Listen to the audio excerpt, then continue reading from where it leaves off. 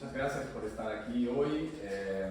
A mí me gustaría agradecer no solo vuestra presencia, sino también la oportunidad que he tenido yo de estas últimas semanas de estar en contacto con historias realmente apasionantes de personajes de la historia que han hecho algo de su vida un hecho heroico, vamos. Cosas muy impresionantes que a mí me han motivado mucho, me han ilusionado mucho, me han inspirado mucho y que me gustaría compartir un poco con todos vosotros. Espero que también sea útil para vosotros. Os comento que esta charla no es una charla para eruditos, sino que realmente es una excusa para que podamos hablar un poco sobre el ser humano, hablar un poco sobre nosotros y sobre el sentido que tiene en nuestra vida y a ver si podemos encontrar algo interesante ahí, ¿no?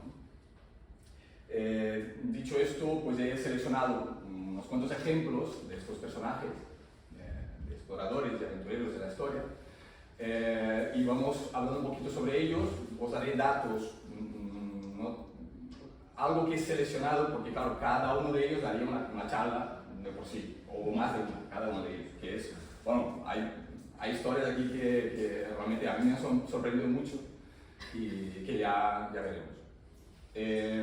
Pero empezamos por el principio, a la aventura. Pues dicen que Adán y Eva han sido expulsados del paraíso por haberse comido una manzana. Y después de tanto tiempo y del conocimiento que tenemos sobre el ser humano, podríamos, o sea que no estaríamos desencaminados si interpretáramos esta manzana como la curiosidad, como esta necesidad profunda del ser humano de ir un poquito más allá de lo conocido, de explorar lo desconocido. O sea que es algo innato en el ser humano.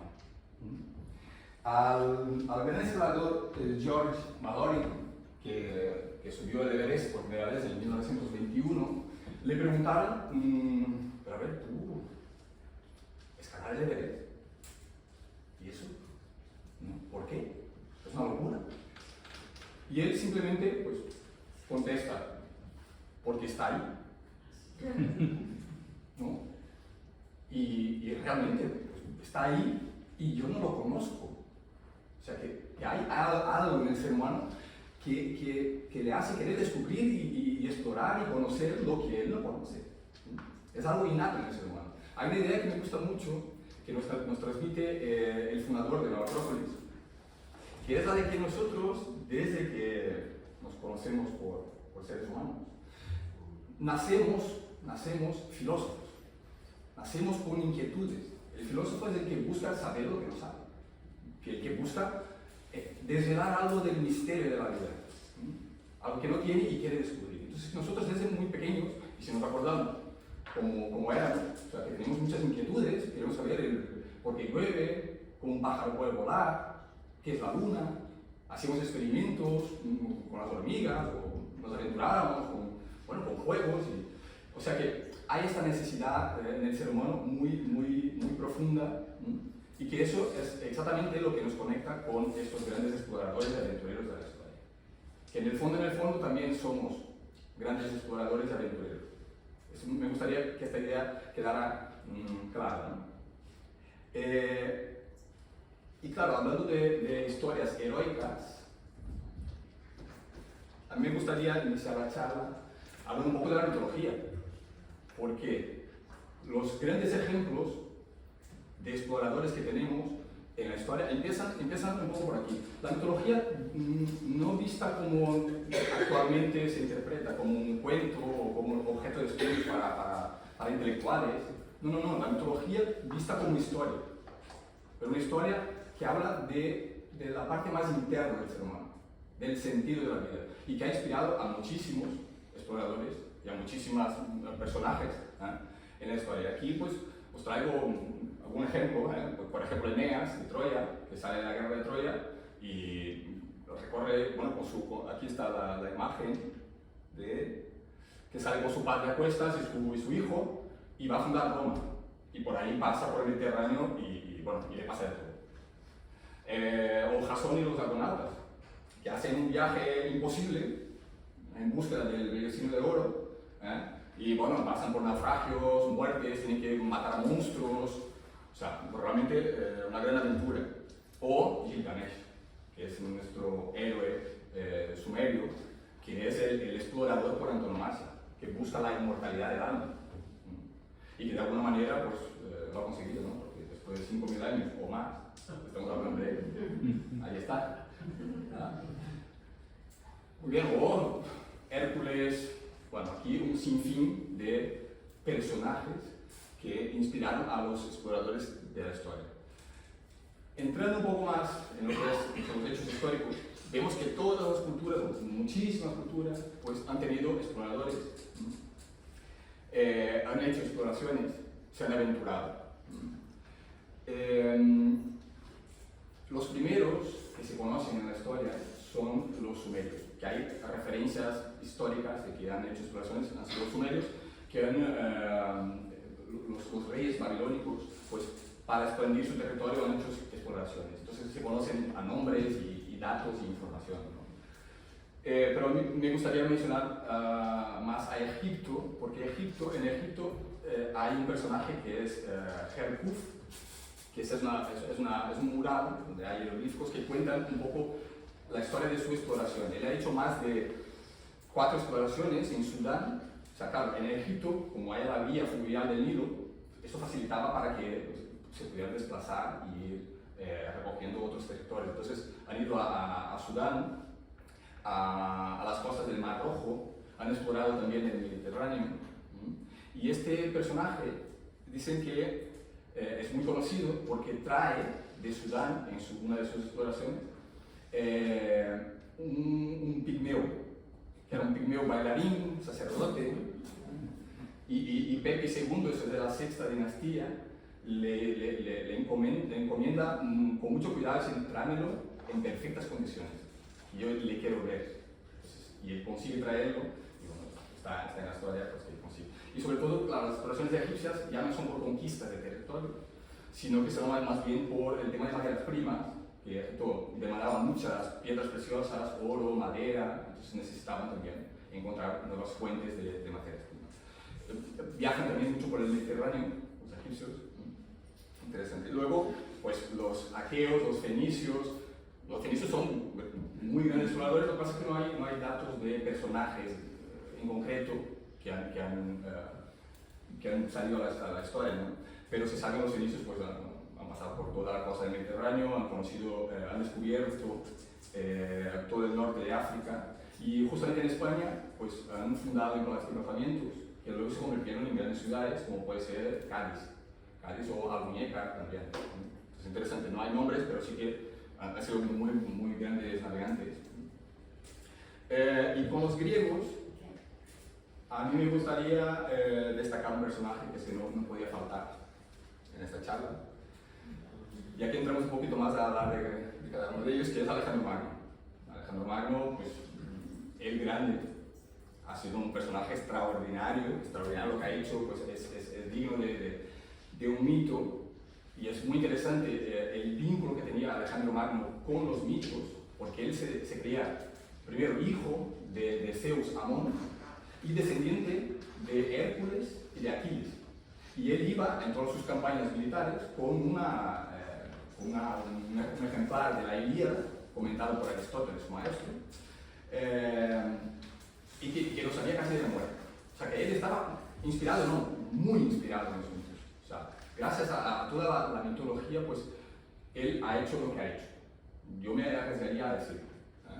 Entonces, él con 20 años se hace pues, rey de Macedonia, y empieza su aventura. Con 22 baja por Palestina, va a Egipto, va al templo de Amón en Egipto para rendir homenaje a su padre, se convierte en faraón de Egipto y luego empieza su campaña hacia Persia, hacia Oriente, llega hasta las orillas del Indo, en India, y solo no va más allá porque sus tropas están agotadas, no pueden más, o sea, y él quiere seguir, o sea, por él seguiría, pero ya no puede más acompañar a su ritmo. Bueno, entonces él tiene que regresar y bueno, cuando regresa en Babilonia fallece por una enfermedad, ¿no? pues funda más de 70 ciudades, Alejandrías, a lo largo de sus aventuras. Gracias a él también pues, se instaura la cultura helenística, porque lo que hace es, él trata de transmitir la cultura griega a los pueblos persas, ¿no? Que es lo que era la Persia. Cosa que hacen muchos desencuentros ahí con los griegos, porque los griegos eran un poco celosos de su cultura, pero a partir de ahí se instaura la cultura helenística, ¿no? A partir de Alejandro Magno. Y hay autores clásicos que hablan que es lo que inspiraba a Alejandro, pues, que era algo que llamaban fotos, ¿no? Que es esta ansia o anhelo de alcanzar lo inalcanzable y desconocido, lo que nos conecta directamente con el filósofo que tenemos cada uno. ¿Vale?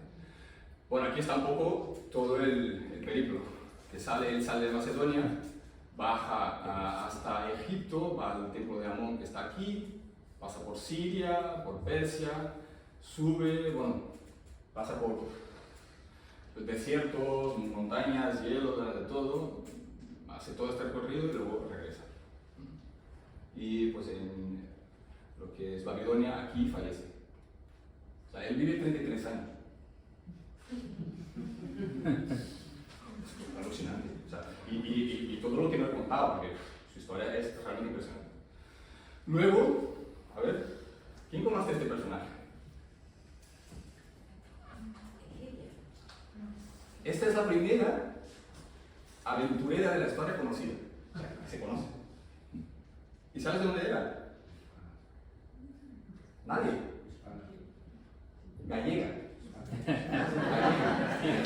Gallega. Sí, sí, sí.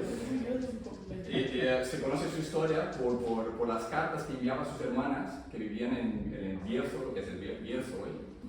Entonces se ha recompilado toda esta información y eso es lo que se conoce hoy por el Itinerarium ad loca sancta, que es pues, sus aventuras hacia las tierras sagradas. Entonces ella baja por Constantinopla, va a Jerusalén, sube el monte Sinaí, está 3 años viajando por las tierras santas. Una mujer sola, porque, o sea, se tiene muy poca información sobre ella, pero se conoce que es, porque los escritos todavía están en Arezzo, en Italia, en el Museo de Arezzo, en Italia, están ahí lo que ha sobrado de sus cartas, ¿no? Entonces ahí se conoce un poco esa historia. Ella fue muy popular en su época. Estamos hablando de finales del siglo IV, o sea, justo con la caída del Imperio Romano, justo antes. Y está este personaje. Y en una de las cartas dice que por ella, su intención era seguir hacia Oriente. Lo que pasa es que se pierde, o sea, ya no hay más información, y no se sabe qué es lo que pasó con ella. Pero la primera viajera de la historia era española. Bueno, pasó 3 años viajando por 3 continentes distintos, hace más de 5.000 kilómetros. Bueno, muy interesante su historia. Luego nos pegamos un poquito un salto. Antes de Marco Polo, pues hay un periodo muy fructífero de exploraciones, sobre todo por parte de vikingos, los chinos. Bueno, aquí empieza ya, claro, a medida que el ser humano se va desarrollando, sus medios técnicos también facilitan que haya más exploraciones, ¿no? Entonces se conoce el mar Índico, pero claro, como no podía entrar en todos los temas, he tenido que seleccionar algunos personajes. Marco Polo, bueno, ¿conocéis Marco Polo? Todo lo que se sabe de sus viajes es resultado del libro de las maravillas, que es que cuando él regresa de esos viajes, se encuentra en la cárcel porque ahí Génova y Venecia están en guerra. Él ha sido prisionero y ahí encuentra a Rustichello, que es un autor italiano, están los dos en la cárcel, y entonces el autor pues, va anotando todo lo que él relata, y relata pues muchas cosas, y a veces demasiadas. Van a hablar de cíclopes, de gigantes, de cosas que, bueno, realmente queda un poco en entredicho. Pero su vida es muy impresionante también, muy impresionante, porque él empieza su viaje con 17 años, cuando su padre regresa de la corte de Kublai Khan, o sea, su padre y su tío, Maffeo y Niccolo, están con Kublai Khan y regresan porque Kublai Khan le encarga al padre que traiga a 100 sacerdotes cristianos y aceite santo. porque la madre de Kublai Khan se había convertido al cristianismo. Entonces él quería saber más sobre la religión, le encarga, entonces regresa, coge a Marco Polo, y Marco Polo de ahí empieza su viaje con el padre y con el tío y se van entonces a lo que es Mongolia, el imperio mongol, ¿no? Que abarcaba China y todo lo demás. Está ahí 23 años. Él dice que ha sido gobernador en la provincia china, bueno, pero parece ser que de alguna manera ha caído en la gracia de Kublai Khan. Y claro, el viaje también es algo impresionante, ¿no? O sea, todo lo que pasan por ahí es realmente en el desierto de Gobi, sé que tiene alucinaciones, bueno, es que entrar en detalles sería un poco complicado porque hay muchos, ¿no? Pero los invito a investigar su vida. Pues claro, ahí se encuentra una sociedad súper desarrollada, pues ahí ya tenían el dinero en papel, utilizaban el carbón, el petróleo, la seda, muchas infraestructuras que no había en la Europa de entonces. Inspira a Cristóbal Colón. Cristóbal Colón tiene un libro, el libro de las maravillas, con él en sus exploraciones, o sea, que uno inspira al otro, eso también es un dato interesante, que uno inspira al otro. Y claro, al fallecer, pues su familia le pide que quita un poco las exageraciones que has puesto tú en tu libro, ¿no?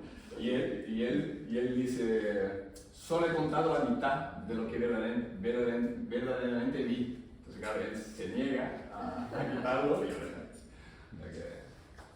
bueno. Y aquí es un poco por dónde ha pasado. Entonces, claro, él va desde Venecia hasta Xanadu, que aquí es, digamos que es la casa de verano de Kublai Khan. Y aquí está a los 23 años, pues hay algún viaje que hace por China. Y claro, Kublai Khan cuenta a Marco Polo que no le deja irse, que está tan contento que no le deja irse. Pero entonces ahí fallece uno de los gobernantes persas y él se ofrece para llevar a una princesa para que se case con el hijo del fallecido aquí en Indonesia, porque sería Indonesia hoy, ¿no? Y entonces ahí consigue escaparse, digamos. Consigue huir para poder volver entonces a Venecia. Pasa por la India, muy impresionante la historia de su vida. Pero bueno, ¿sabéis que hay un personaje que hay autores que dicen que hacen con que Marco Polo pase por principiante? ¿Conocéis a alguien, a algún personaje, explorador, aventurero de la historia, que haya hecho algo más impresionante que Marco Polo en esta época? En esta época. Es este hombre. A mí fue toda una sorpresa. En esta época. O sea, bueno, son 50 años de diferencia entre Marco Polo y Ibn Battuta. Fue el mayor viajero de la Edad Media, más que Marco Polo. O sea, era un geógrafo marroquí, él nace en Tánger, y con 22 años, justamente la edad que tenía Alejandro, pues empieza su viaje. Él lo que va a hacer es ir a Tierra Santa, a la Meca, para pues, hacer todo lo que hacen los musulmanes, ir a la Meca, el viaje que tiene que hacer a la Meca. Lo que pasa es que de ahí sigue viaje y ya no para. Está 30 años viajando, viaja más de 120.000 kilómetros. Y mirad cómo, solo, sin compañero con cuya amistad solazarme, ni caravana a la que adherirme. O sea, él sale solo. Bueno, él es de familia de magistrados, entonces él tiene ciertos recursos y puede permitirse el viaje. Pero entonces en la Meca, él se queda estudiando ahí, estudia, se forma y acaba siendo un personaje muy reconocido en todo el mundo musulmán.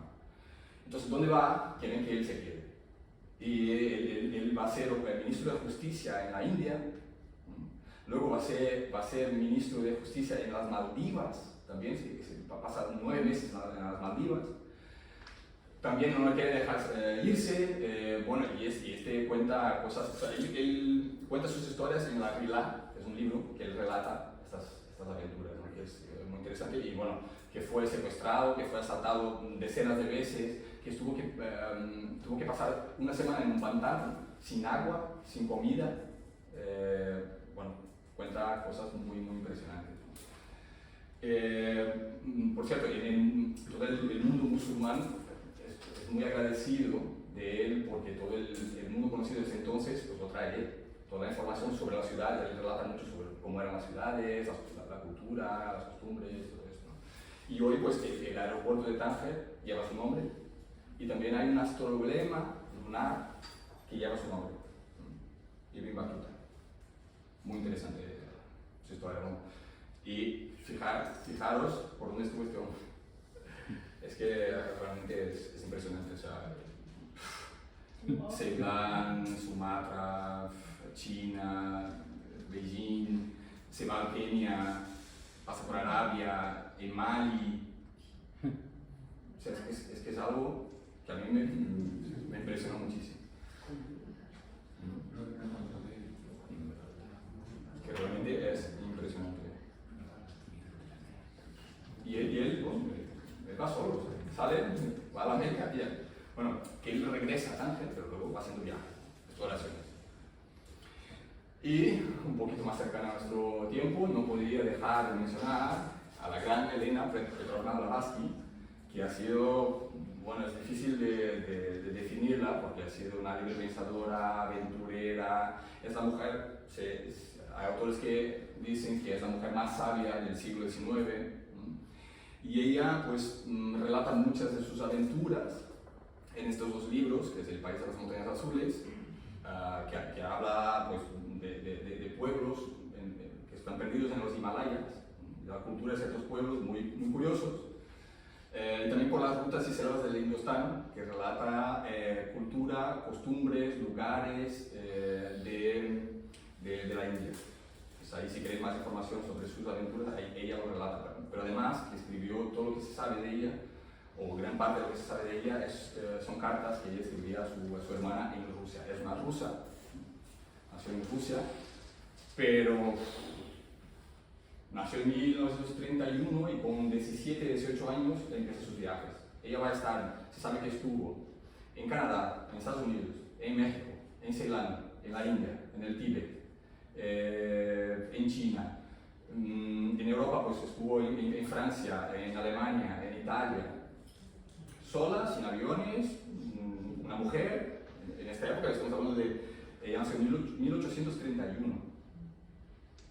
O sea, y claro, ella tenía digamos que, ella no fue solo una exploradora de la geografía, sino que ella tenía una intencionalidad muy clara, que era ir a las fuentes del conocimiento atemporal del ser humano.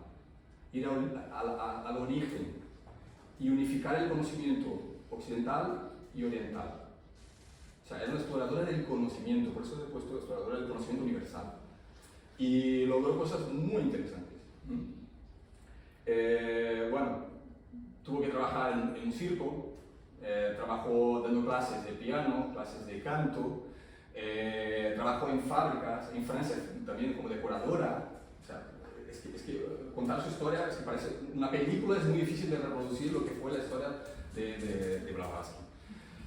Se cuenta que estuvo en Italia y digamos que se acercó a los carabineros, que es una agrupación política, y estuvo luchando en la guerra contra los franceses en el bando de Giuseppe Garibaldi. Y que ahí es herida, le tienen por muerta, pero no está muerta, sino que renace. Bueno, y otra anécdota que les voy a contar es de su viaje a Egipto. Cuando viaja a Egipto, ella viaja en un navío con explosivos. Y dicen que el barco, antes de llegar a las costas de África, pues explota, y ella es una de las pocas supervivientes de este naufragio. Y así, si queréis más información, Mario Rosso de Luna tiene una biografía de él que es impresionante. Y bueno, y en Egipto tiene la información de que hay un libro, que son las estancias de Dzian, que está escondido en las montañas de los Himalayas, en lugares muy misteriosos, y que habla del origen del hombre, del origen del universo y de muchas otras cosas más. Y ahí pues ella se lanza a ir a por ello. Y bueno, que intenta 2 o 3 veces llegar, pero es imposible, pero al final accede y trae esta información a Oriente. A través de libros como La voz del silencio o La doctrina secreta, que prefiero no hablar demasiado porque si no se nos iría del tema, pero que es otra aventura. Este libro en concreto es otra aventura. Así que aventura tras aventura, esta mujer es algo impresionante. Y además que funda la Sociedad Teosófica, que es una sociedad dedicada al conocimiento que ella misma va a definir como tiene la finalidad de sembrar semillas de bondad y unión en el corazón de los seres humanos para que cuando llegue el momento florezcan. Ya veréis por qué comento sobre la Sociedad Teosófica. Aquí, bueno, está ella en la India. Bueno, ella va a estar en contacto con maestros, gurús, artistas. Es que es difícil de explicar su vida. Y aquí unos cuantos pues, hindús también. Y nos va a dar un mensajito que me gustaría leer. El sendero que a la meta conduce está iluminado por una luz única, la luz del arrojo, que arde en el corazón. Cuanto más osa uno, tanto más obtendrá. Cuanto más teme, tanto más palidecerá aquella luz, la única que puede guiarle. Y ahí lo dejo. Esa es la base. Y esta señora también tenía idiomas y todo esto, ¿no? Hablaba muchos idiomas, sí. El ruso, el inglés, el francés. Sí. Tiene una facilidad con los idiomas. Es un personaje muy especial. Y de alguna manera ha inspirado a este otro personaje, a esta otra mujer que, vamos, que también ha tenido una vida todo aventura, o sea, todo aventura. Ella con 15 años,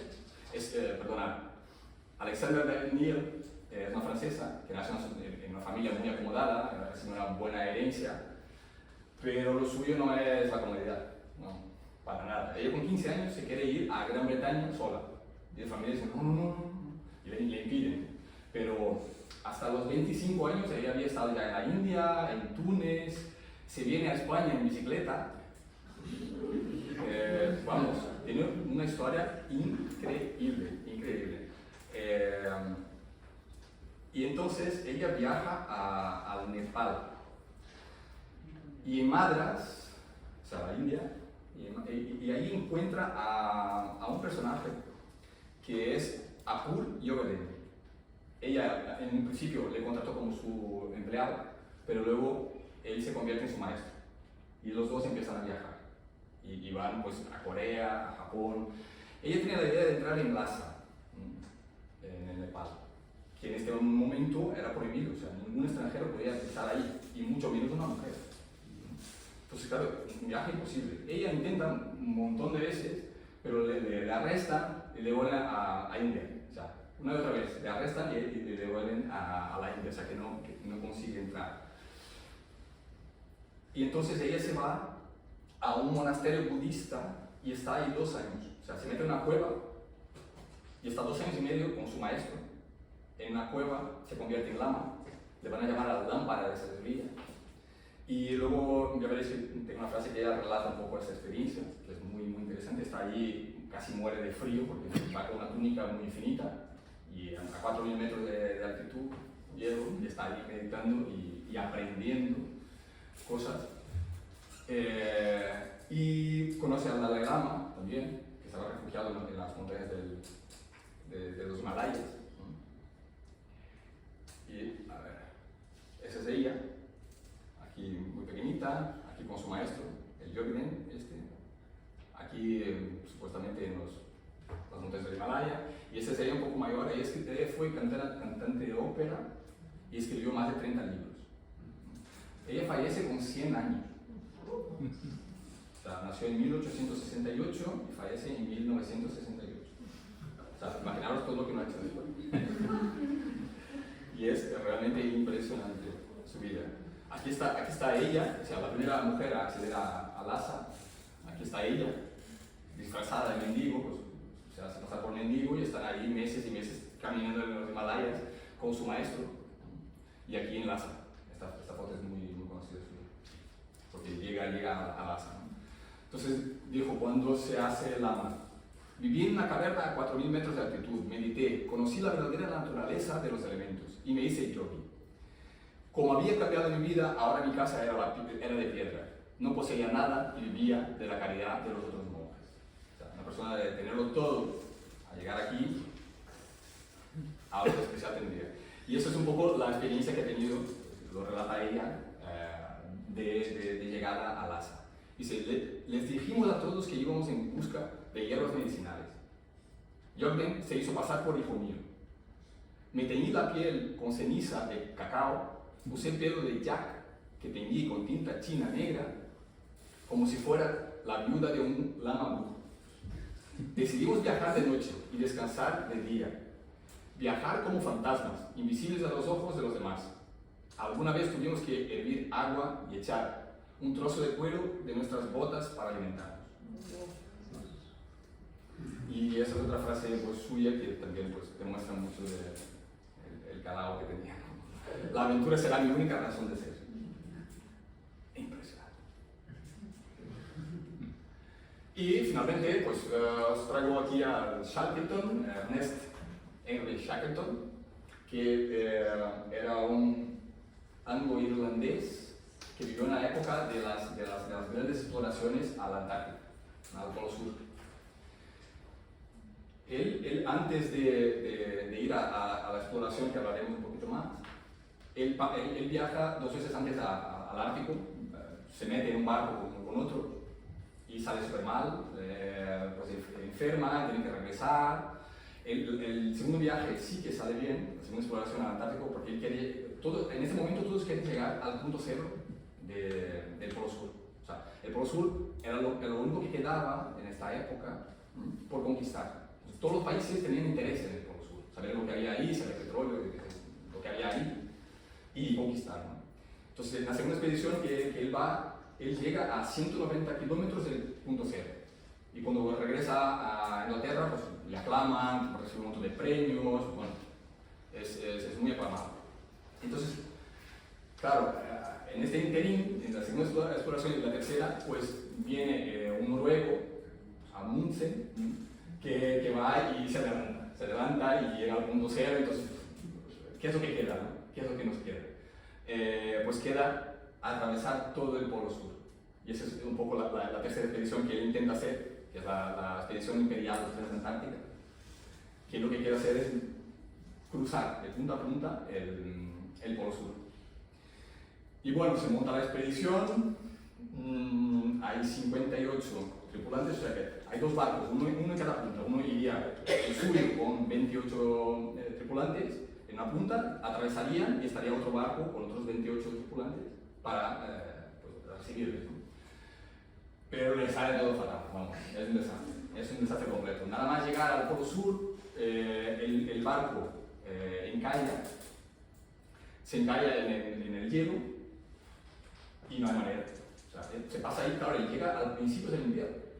Entonces, el hielo revienta el barco, están ahí 500 días al lado del barco, en el hielo, viviendo en un témpano de hielo, ¿no? Hasta que empieza a deshielar, entonces tienen que ir y se van con 3 botecitos, ¿no? Se distribuyen y pasan 5 días navegando a temperaturas de 30 bajo cero y llegan a la isla de los elefantes. Pero claro, en la isla no había nada. O sea, bueno, al menos podían cazar focas. Y claro, pero ¿y ahora qué hacemos? ¿No? Están ahí perdidos. Pues lo que hacen es desmontar los botes, montan un poco más grande, porque a 1300 kilómetros de esta isla había otra isla, que es la isla de Georgia del Sur, donde había pues, campamentos balleneros, de los cazadores de ballenas. Que entonces ahí a lo mejor podrían encontrar ayuda. Entonces él se lanza en este bote y está con no sé cuánto tiempo por el mar, no sé, claro, y como un bote abierto. O sea, es una locura completa. O sea, bueno, llega a esta isla, consigue llegar, eran 5, pero claro, llegan a la cara norte. y toda la estación esta ballenera está a la cara azul. O sea, son 10 días caminando por la montaña sin nada, hielo todo completamente helado. Bueno, empiezan a caminar, 2 o 3 se quedan por el camino, no llegan, y hay una frase muy interesante que ahora os voy a poner, que él dice cuando llega ahí, porque es realmente interesante. Bueno, total que llegan, y después de 3 meses consiguen un barco, porque claro, tenéis que imaginar que esta época era justo, había empezado la Primera Guerra Mundial. Entonces estaban todos los países en guerra. O sea, ellos, ¿quién iba ahí a rescatar una expedición? Nada, nadie. Y entonces un barco chileno sí que va a la isla, y el gran dato, y por eso una gran exploración, y él es un gran ser humano, es que todos sobreviven. Todos. O sea, el triunfo suyo es realmente traer todos vivos. Y esta era su misión. O sea, que todos volvieran vivos. Y él lo logra. Y bueno, acaba la expedición, todos vuelven a Inglaterra y al frente. Al frente.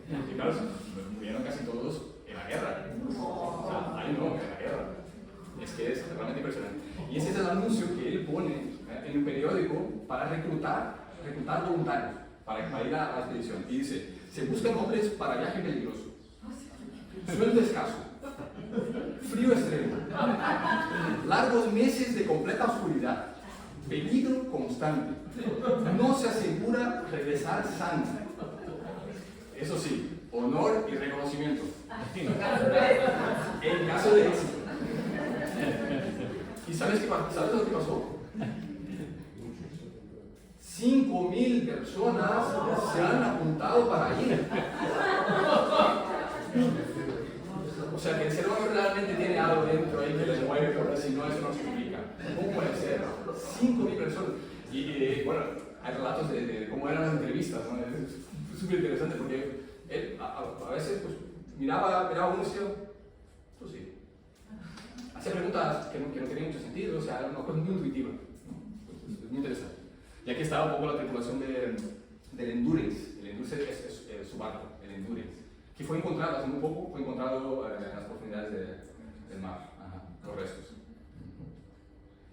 Y aquí está el personaje, Shackleton. Aquí está jugando al fútbol porque tiene que hacer obras de teatro, fútbol, o sea, tienen que entretenerse de alguna manera. Aquí está el Endurance, atrapado en el hielo. Y aquí es en la isla Elefante, cuando el barco sale, aquí está el barquito. El barco sale a la otra isla para ver si consigue ayuda. Entonces como es el reciente, hay mucha documentación, había un fotógrafo que estaba junto con él. Entonces hay bastante imágenes sobre todo qué pasó. Pero vamos, increíble. Y entonces cuando él llega a la isla, de Orge del Sur, dice, llega a la cara norte, no sur, dice, en recuerdos éramos ricos. Habíamos penetrado el barniz de la superficie. Habíamos sufrido, padecido hambre y triunfado. Nos habíamos humillado y, sin embargo, habíamos tocado la gloria. Habíamos crecido con la grandeza del todo. Habíamos visto a Dios en su esplendor. Oído el texto que interpreta la naturaleza. Habíamos alcanzado el alma desnuda del hombre. En circunstancias extremas, pues hay cosas que se viven, que solo el que realmente se aventura a ello puede llegar a comprender, ¿no? Y luego agradecemos que lo pueda también transmitir. Y bueno, hasta aquí los exploradores. Me gustaría pues, hacer una pequeña reflexión, ¿no? Sobre qué podemos aprender de esos grandes exploradores, o sea, qué nos enseñan esos grandes exploradores de la historia. Y bueno, he seleccionado 4 puntos, aquí cada uno puede seleccionar los suyos, hacer sus reflexiones. Y el primero es que fueron seres humanos, o sea, todos ellos fueron seres humanos. Parece una obviedad, ¿no? Y lo es. Pero es algo realmente importante si profundizamos en qué significa la vida de un ser humano. O sea, ellos pues, no eran ni dioses ni máquinas. Ellos tenían una infancia, tenían necesidades, tenían miedo, tenían duda, han tenido que superar muchas cosas. ¿Y nosotros? No es así. Nuestra vida también no es una aventura, de alguna manera. Nosotros también no tenemos que pasar muchas veces por desiertos, por escalar montañas, superar problemas, dificultades. O sea, que si lo interpretamos de esta manera, nuestra vida también es una gran aventura. Y nosotros también podemos ser grandes exploradores. No es que podemos, según mi punto de vista, entiendo que deberíamos ser grandes exploradores. Y además de esto, que la vida nos ofrece muchas oportunidades para que nos lancemos a la aventura. Pero claro, si vamos dormidos por la vida, ensimismados, con nuestras pequeñas cosas, cabizbajos, pues las oportunidades pasan. O sea, hay que estar atentos para poder aprovechar las oportunidades de la vida, ¿no? Porque todos tenemos oportunidades, la vida siempre ofrece oportunidades. ¿Y dónde podemos encontrar una oportunidad? O sea, ¿dónde está nuestra aventura? ¿Dónde está nuestro reto? O sea, en aquellas cosas que entiendo yo, necesidades que tenemos, dones que tenemos, sueños que tenemos, o sea, todo esto son motivos para emprender una gran aventura, ¿no? Todos ellos tuvieron un objetivo. A ver, nosotros hemos nacido en un punto y tenemos un punto de llegada. Hay un punto de inicio y un punto de llegada. Nos guste o no nos guste. O sea, la vida del ser humano empieza en un determinado momento y en un determinado momento se va a terminar. Tenemos un objetivo, o sea, ¿y qué es lo que más importa? Realmente es el objetivo que nos podemos trazar, porque eso nos va a dar dirección, el sentido de nuestras vidas.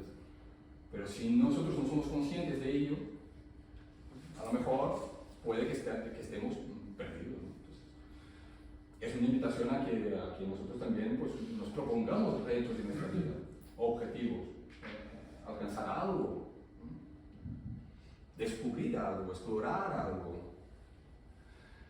Todos ellos salieron de su zona de confort. Claro, si yo me quedo en lo conocido, en lo que ya sé, claro, ahí no hay riesgo, pero tampoco hay crecimiento. O sea, nosotros naturalmente tenemos límites, sí, es verdad, tenemos límites pues, físicos, límites emocionales, límites mentales, pero también tenemos la capacidad de superarlos. Y eso depende única y exclusivamente de cada uno de nosotros. O sea, la aventura está ahí, la vida es una gran aventura, estamos todos en la aventura. Pero hay que asumir riesgos también, si queremos, ¿no? Pues convertirnos y convertir nuestra vida en algo realmente interesante y realmente válido, no solo para nosotros, también para los demás. Como habéis visto, lo más importante que hicieron no fue tanto lo que hicieron, sino que lo que han dejado como ejemplo, entiendo yo. Porque ellos ya no están. Para ellos esto, pero estamos hoy hablando de ellos y nos inspira. Y claro, no me dieron esfuerzos, ¿no? Claro, aquí pues, han trabajado constantemente, han ampliado sus capacidades, han dado de sí para que realmente esto fuera así. O sea, no han buscado la comunidad. Ninguno, o sea, para nada, ninguno de ellos ha buscado comunidad. ¿Y por qué nosotros muchas veces pues, renunciamos a nuestros sueños, a conquistar grandes cosas? Y eso no solo de cosas externas, hablo de cosas internas. Renunciamos muchas veces por pereza, por comodidad. O sea, buscamos acomodarnos, siendo que lo más interesante de la vida es poder descubrir cosas, aventurarse, crecer, explorar, ¿no? Y bueno, básicamente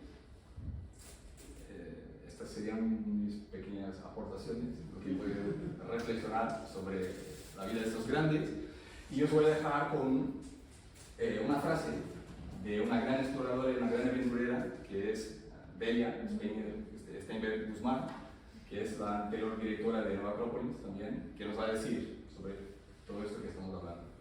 Si la voz del héroe resuena en algún rincón de tu corazón, sabrás que este viaje es inevitable, que todo el que pretenda llegar a la meta deberá desplazarse hasta ella, que el cielo se conquista arrancando los pies de la tierra, que el camino puede parecer difícil y agobiante, pero que, sin embargo, cuanto más avanzas, más fuerzas surgen en tu interior.